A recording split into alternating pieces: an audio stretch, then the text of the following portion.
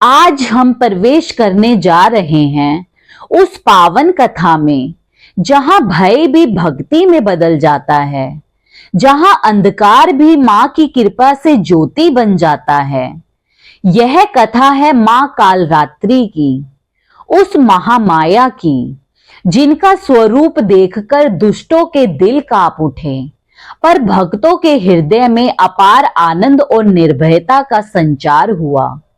कहते हैं जिनकी रात्रि जैसी काली आभा में भी करुणा की उज्जवल ज्योति जलती हो, उनका स्मरण मात्र ही सारे संकट हर लेता है।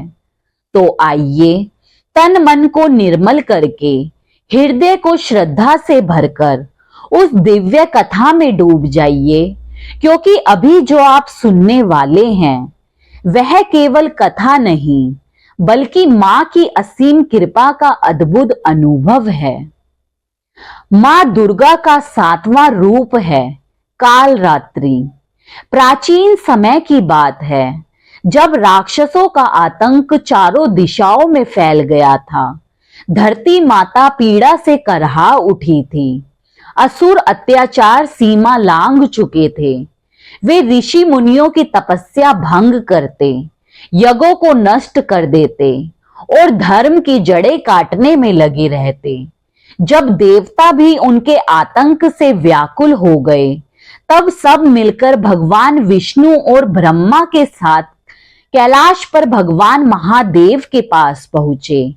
वहां उन्होंने माता पार्वती से प्रार्थना की, हे जगत जननी, हम सब आपके शरणागत हैं। अब केवल आप ही हमें इन अत्याचारियों से मुक्ति दिला सकती हैं। माता पार्वती ने मुस्कुराते हुए सबकी व्यथा सुनी। तभी उनके भीतर से एक अद्भुत तेज प्रकट हुआ। उनके शरीर से निकलकर वह तेज एक भयंकर और दिव्य स्वरूप में परिवर्तित हुआ। यही थी मां कालरात्रि, अत्यंत प्रचंड अग्नि जैसी ज्वालामुखी आभा से युक्त, जिनका वर्ण रात्रि के समान गहरा काला था। उनका स्वरूप देखते ही असुरों का साहस कांपने लगा। मां के केश खुले हुए थे, गले में बिजली सी चमकती माला थी। उनके श्वास से अग्नि की लपटें निकल रही थी। उनके 3 नेत्र प्रलयकारी अग्नि से दमक रहे थे और उनके हाथों में लोहे का कांटा तथा वज्र था। उनका वाहन गधा था, जो मां के प्रकोप का प्रतीक बन खड़ा हुआ। मां को देख सभी देवताओं ने हर्ष पूर्वक वंदना की और असुरों ने भय से अपने अपने छिपने के स्थान ढूंढने शुरू कर दिए। जब असुरों का राजा रक्त बीज अपने मायावी बल के साथ युद्ध भूमि में आया, तो उसने मां को देखकर उपहास किया और कहा, हे देवी, मुझे कोई पराजित नहीं कर सकता। मेरे शरीर से गिरे हर रक्त कण से नया राक्षस उत्पन्न होता है। तुम चाहकर भी मुझे समाप्त नहीं कर पाओगी। यह सुनकर मां कालरात्रि मुस्कुराई। उनका भयानक किंतु मात्र सुलभ स्वर गूंजा, रक्त बीज, तुम्हारे अभिमान का अंत अब निश्चित है। मां ने युद्ध आरंभ किया और जब जब रक्त बीज के शरीर से रक्त की बूंदें गिरी, मां ने उसी क्षण अपनी जीवा से उन्हें पी लिया। इस प्रकार रक्त बीज के हर बीज को निगलकर उन्होंने उसे अकेला कर दिया। अंततः मां कालरात्रि ने उसे धराशाही कर दिया। युद्ध भूमि में ऐसी गूंज उठी मानो संपूर्ण ब्रह्मांड मां की महिमा का गान कर रहा हो।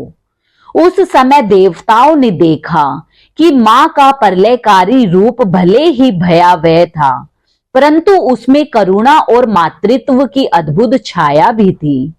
वे रुद्र रूप में दुष्टों का नाश करती है और सौम्य रूप में भक्तों को आशीष देती है। यही कारण है कि उन्हें संकट नाशनी और भक्त वत्सला कहा जाता है। मां कालरात्रि के दर्शन से ही भय मिट जाता है और अज्ञान का अंधकार दूर हो जाता है। उनका स्मरण करते ही साधक की आत्मा से तमस और भ्रम की परतें हट जाती हैं और दिव्य प्रकाश का अनुभव होता है। इसी कारण नवरात्रि के 7वें दिन मां कालरात्रि की विशेष पूजा की जाती है। कहा जाता है कि जो भी श्रद्धा से मां का ध्यान करता है उसके जीवन से सभी प्रकार के संकट मिट जाते हैं, उसके शत्रु स्वयं ही नष्ट हो जाते हैं और उसके हृदय में निडरता, ज्ञान और प्रकाश का संचार होता है। यह कथा केवल मां के प्रलयकारी स्वरूप की गाथा नहीं है, बल्कि यह संदेश भी देती है कि जब संसार पर अंधकार छा जाए और अन्याय अपनी सीमा पार कर ले, तो माता स्वयं रात्रि के समान काली होकर उस अंधकार को निगल लेती है।